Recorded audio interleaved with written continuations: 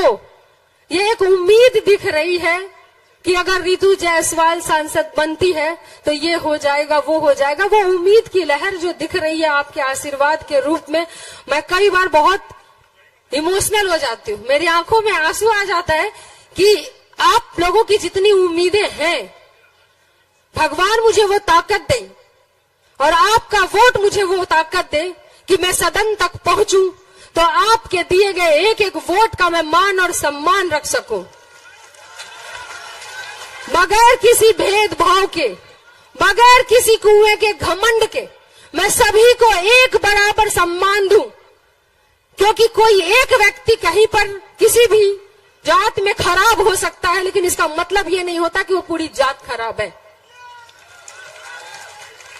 ये और बात है कि शिवहर में पिछड़ा की राजनीति करनी है, क्योंकि शिवहर बहुत पिछड़ा है, उसको अग्रणी श्रेणी में लाना है और विकास की श्रेणी में लाना है। विकास के मामले में शिवहर अभी बहुत पिछड़ा है, विकास के मामले में शिवहर को आगे लाने की आवश्यकता है।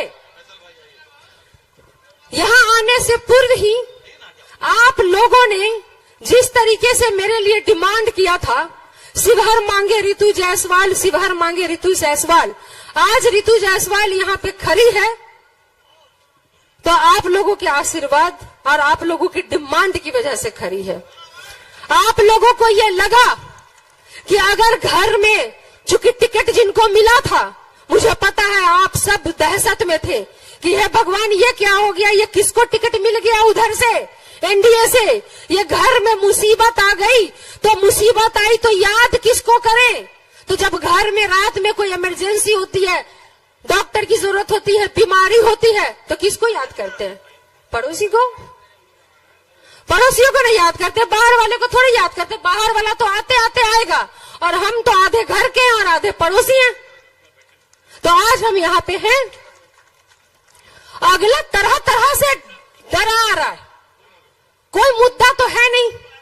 दोस्ती निभाने के लिए नीतीश कुमार जी टिकट दे दिए, इसके पूर्व में भी 2 बार लवली आनंद जी चुनाव लड़ी लोकसभा का इसी शिवहर से, क्या परिणाम हुआ? दोनों बार जमानत जब्त। नीतीश कुमार जी को भी पता है कि इस बार भी जमानत जब्त होगी, लेकिन सिर्फ दोस्ती निभाने के लिए टिकटवा दे दिए। घमंड है उधर बाहुबली होने का, तो भैया अगर घमंड है बाहुबली होने का तो वो तो होगा ही, जिसकी वजह से बिहार में कानून बदल जाए और कानून एक व्यक्ति की वजह से कानून बदल जाए, उस व्यक्ति को अगर बाहुबली का घमंड है तो क्यों नहीं होगा? वो व्यक्ति मुझे कहते हैं आनंद मोहन जी, रितु जायसवाल में अनुभव का कमी है। ए भैया, ये जो अनुभव है ना, सजा काट के किसी डीएम की हत्या करके जो जेल से सजा काट के आए हो, वो अनुभव तुम अपने पास रखो, मुझे तुम्हारा ये अनुभव नहीं चाहिए। ये जो कहते हो ना कि रितु जायसवाल में अनुभव का कमी है, तो भैया हमको 17 साल 16 साल जेल में सजा काट के आने का कोई अनुभव नहीं है और ना हमको ये अनुभव चाहिए। ये अनुभव ही तुम अपने पास रखो। और ये जो तुमको अनुभव है ना बाहुबली बनने का, कहवाना पसंद कर दो। मुझे तो हंसी तब आती है जब उनके भी जो मीडिया वाले हैं ना, वो भी बोलते हैं कि बाहुबली मतलब इधर वाला हो या उधर वाला हो, सब बाहुबली उनको बुलाता है, इसका मतलब उनको बाहुबली कहलाना पसंद है। तो भैया हमको बाहुबली का अनुभव नहीं है और न हमको ये अनुभव चाहिए। तुम अपना जेल का अनुभव रखो अपने पास, तुम अपने सजा का अनुभव रखो अपने पास, तुम अपने बाहुबली का अनुभव रखो अपने पास। और मेरा जो अनुभव है ना, मुखिया के तौर पे पूरे देश ने देखा है, जब रितु जायसवाल उपराष्ट्रपति से लेकर के पंचायत को मिलने वाला सर्वोच्च पुरस्कार पंडित दीनदयाल उपाध्याय पंचायत सशक्तिकरण सम्मान से पंचायत को सम्मान दिलवाया, उस वक्त अपने सिंहवाहिनी की एक एक जनता को सम्मान दिलवाया। तो ये विकास का कार्य करने का जो अनुभव मेरे पास है वो मेरे पास रहने दो, और ये अपने बाहुबली का अनुभव तुम अपने ही पास रखो, तुम्हें ही मुबारक हो। और कहते हैं रितु जायसवाल आएगी ना, कहते हैं रितु जायसवाल आएगी तो जंगल राज आ जाएगा। ए भैया, रितु जायसवाल आएगी तो जंगल राज आएगा, या ये आनंद मोहन आएगा तो जंगल राज आएगा, ये शिवहर की जनता पे छोड़ते हैं। ये शिवहर की जनता निर्णय करेगी कि किसके आने से जंगल राज आएगा, ये शिवहर की जनता तय करेगी।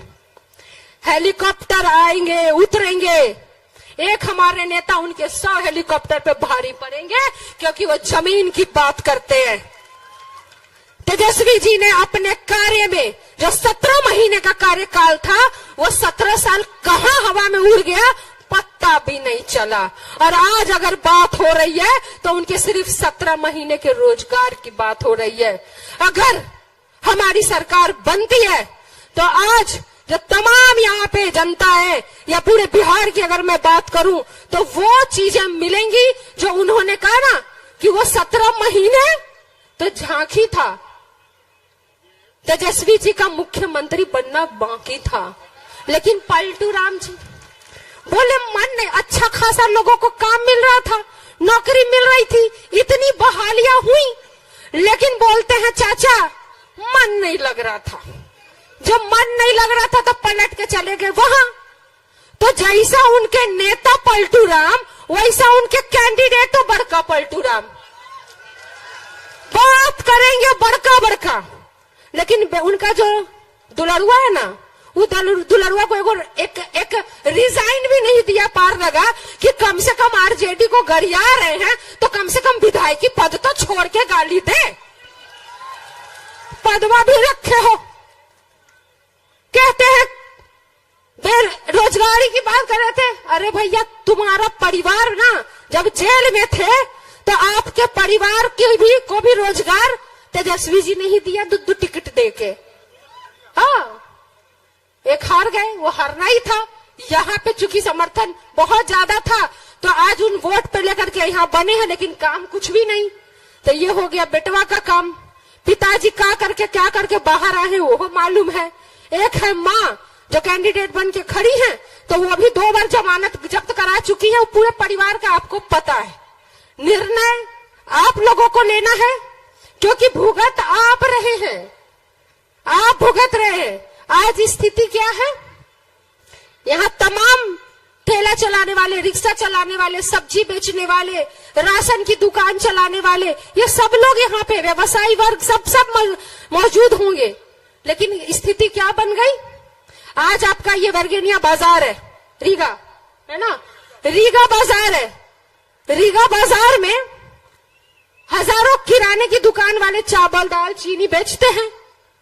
एक खुल जाएगा रिलायंस फ्रेश दुकान, एक चावल के साथ दूसरा चावल फ्री, इतना चीनी के साथ इतना चीनी फ्री, तो आपकी दुकान रह जाएगी और सारी भीड़ चली जाएगी वो दूध बेचने वाला और दूध खरीदने वाले की कंपनी में।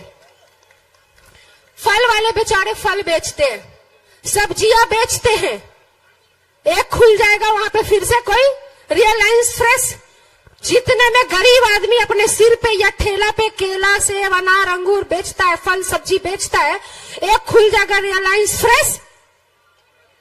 उसी दाम में, जितने दाम में आप बेच रहे हैं, उसी दाम में उस अंदर एसी की हवा खाते हुए एसी वाला फ्रिज वाला सब्जी फल मिलेगा। आपको भी लगेगा कि सस्ता तो मिल रहा है, ताजा तो मिल रहा है, ले लेते हैं, और आप ले भी लेंगे, लेकिन वो सारा गरीब मर जाएगा। वो ठेले वाला, वो फल बेचने वाला, वो सब्जी वाला मर जाएगा। वो कहां से कमाई करेगा, वो कैसे अपना पेट भरेगा।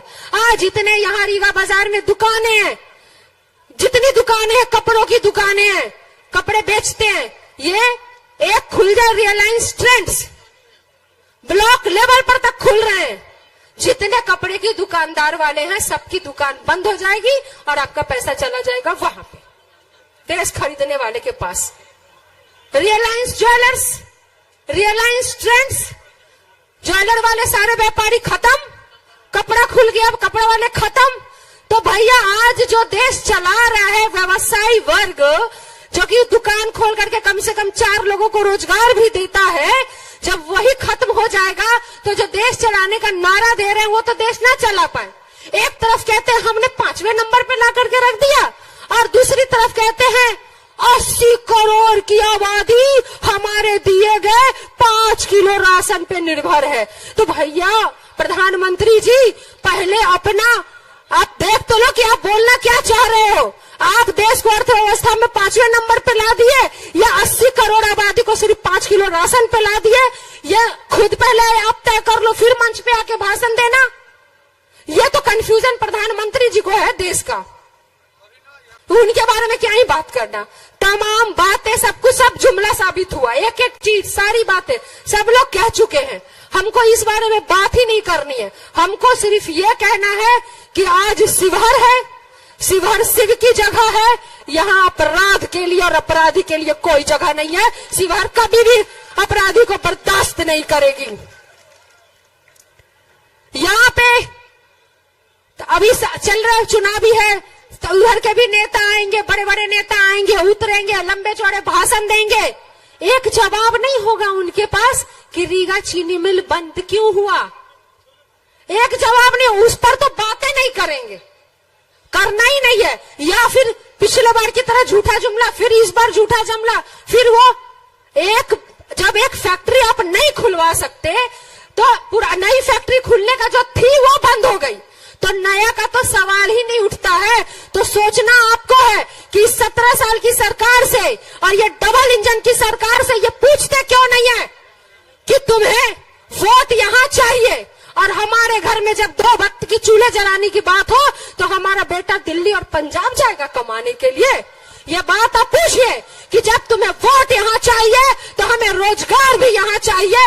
ये रीगा चीनी मिल बंद हुआ तो क्या हुआ, और तुम खुलवा नहीं रहे हो तो क्यों नहीं खुलवा रहे हो?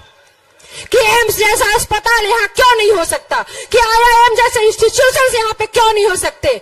यहाँ तो ट्रेनें नहीं है। हमको तो शर्मो लग रहा है बोलने में कि कैसे हम कहें कि एयरपोर्ट होगा जहाँ ट्रेनें का इतना बड़ा समस्या है कि एक गरीब जिससे ट्रैवल करता वो तक वो नहीं मिल पा रहा। ये जनता को समझना है, ये सवाल जनता को करना पड़ेगा। और ये जो भटकाते हैं ना ये लोग, आजकल उन्हें टीम बना बना के गाँव में जाता है, महिलाओं को बोलता है मोदी जी 5 किलो चावल दिए हैं। मोदी जी नहीं दिए। अब चाय बेचने वाले के पास कितना पैसा होगा जो 80 करोड़ को चावल देंगे? ये चावल सरकार देती है आपके पैसे से, और ये सरकार किसी की भी हो वो चावल आपको मिलेगा, चाहे पहले भी मिलता था मोदी के पहले और मोदी के बाद भी मिलेगा। जिसकी सरकार रहेगी वो गरीबों का अधिकार छीन नहीं सकता, लेकिन उसके साथ जो उन्होंने दिया वो महंगाई दी है। आज एक गरीब परिवार को एक बेटी की शादी के लिए ढोलना बनवाना हो ना, मांग टीका बनवाना हो ना, वो भी सोचता है कि कैसे बनेगा, कर्ज लेना पड़ेगा। बीमार पड़े तो कर्ज लो, बेटी की शादी करनी है तो कर्ज लो, बच्चे को पढ़ाना है तो कर्ज लो, घर में रोटी चलानी हो, चूल्हा जलाना हो तो बाहर कमाने जाओ। तो पूछिए ना वोट मांगने वालों से जो 17 साल से यहाँ पर बैठे हैं और डबल इंजन की सरकार बनके केंद्र में बैठे हैं कि तुम्हें जब वोट चाहिए तो यहाँ पर हमें रोजगार क्यों नहीं देते हो, काम क्यों नहीं देते हो, महंगाई इतनी क्यों है? ये सब आप लोगों को पूछना पड़ेगा। और एक बात मैं लास्ट बता के जाती हूँ, चुनाव खत्म होगा, चुनाव के बाद रह जाएगा शिवहर, शिवहर की जनता और शिवहर के द्वारा चुना गया जनप्रतिनिधि।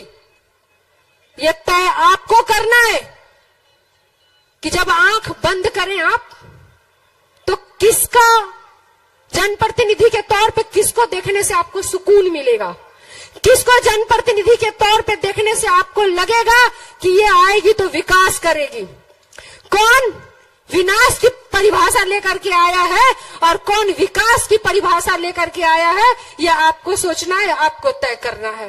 सही कहा, यह लड़ाई हथियार वर्सेस कलम की लड़ाई थी और यह हथियार वर्सेस कलम की लड़ाई रहेगी। यह जनता को तय करना है कि वो कलम चुनेगी या अपराध चुनेगी, यह जनता को तय करना है। आशीर्वाद चाहती हूँ, नेता हमारे आ गए हैं।